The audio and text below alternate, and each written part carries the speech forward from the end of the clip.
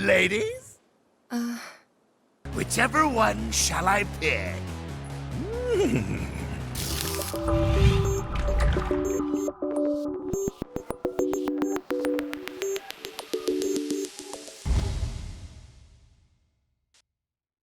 Warning, spoilers for Final Fantasy VII, Final Fantasy VII Remake Part 1, and possibly Part 2.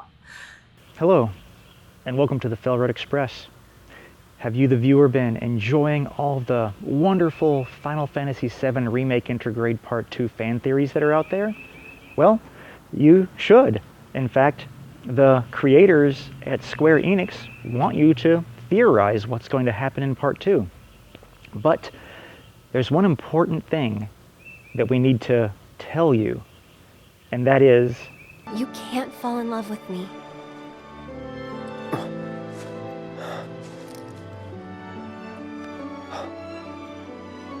Even if you think you have, it's not real. Thanks, Aerith. I mean, stupid fan theory. You see, while it's fun to theorize, we can't fall in love with all of these fan theories because most of them aren't going to be true. In fact, we can look at other franchises and see why we shouldn't fall in love with these fan theories in the first place. Take Star Wars, for instance.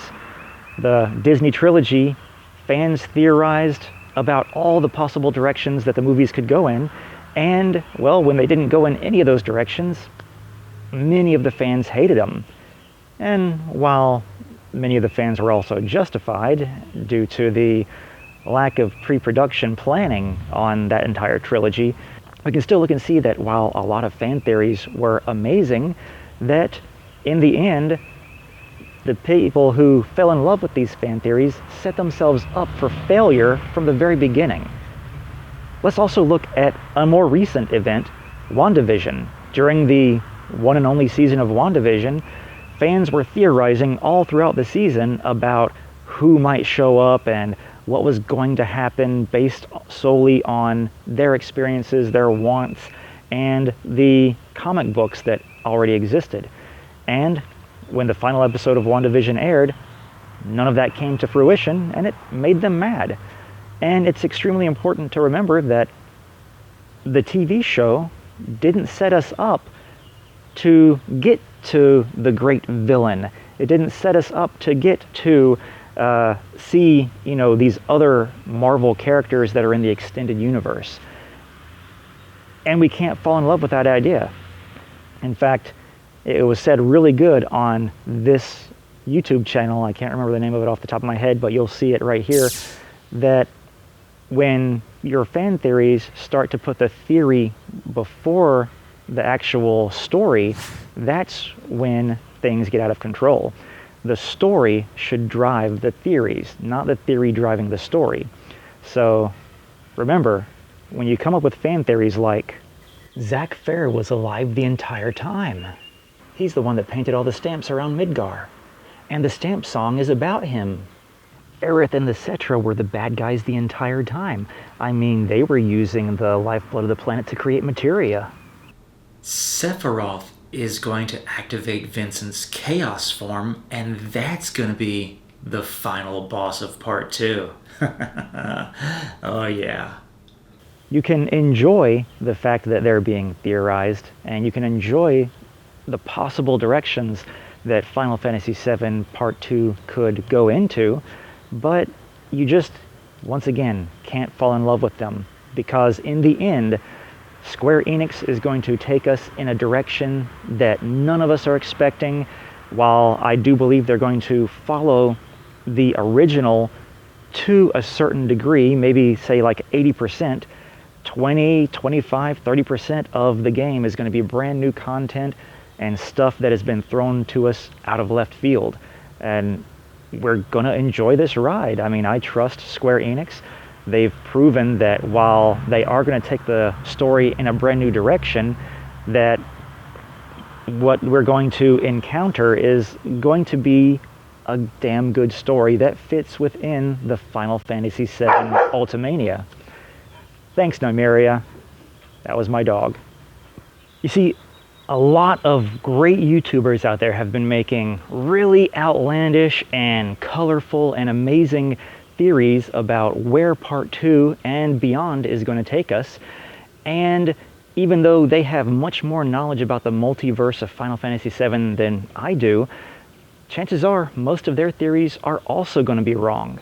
Now, bits and pieces of their theories, sure, they might get right. I might get bits and pieces of my theories right. And while I love watching them, I always have to remind myself at the end of those videos, okay, well, that was a great theory, but chances are it's not going to come true. So just remember that while you might see theories like Aerith's going to survive and Tifa's going to die instead in the remake. When Cloud killed Sephiroth, Cloud became Sephiroth's Horcrux. Cait Sith isn't actually going to be a playable character. He's just going to be used to buff other people's abilities and give them extra abilities during combat. Yuffie's going to steal the party's materia at the beginning of Part 2. That's the best possible way they can introduce her, and I can see no other way that's better. Tifa is the one who kills Aerith this time. It all makes sense if you stop thinking sensibly. Clearly, I made some of these up. That in the end, we have to leave our hearts open for what Square Enix actually gives us. And people are even theorizing about all the DLC content now that the Yuffie DLC for Integrate has been released as well. So you've got to, keep those theories in your mind and not in your heart. And let's just wait and see what Final Fantasy VII Remake Part 2 actually gives us. And for those of you who didn't like Part 1, they have Ever Crisis Final Fantasy VII coming out, which is going to be a compilation of a word-for-word remake of the original, just with updated graphics like everyone thought this was going to be in the beginning. And then you've got all the other stories that are in the Ultimania all coming to one game. So Square Enix is definitely doing some new things here. I mean, whoever would have thought that they're going to remake Final Fantasy VII and also remaster Final Fantasy VII. This is definitely their cash cow, and I look forward to seeing what actually happens versus all of our stupid fan theories out there. Thanks for watching this public service announcement from the Fell Road Express.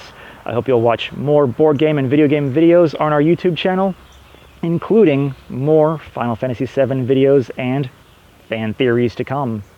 Thanks for watching. Check you next time. Cloud and Red 13 are half-brothers. Yeah. They're gonna make Genesis the main villain of Part 2. Cloud is gonna go full psycho, and he's gonna kill Aerith this time. Sephiroth is actually the good guy. Yeah, it makes sense.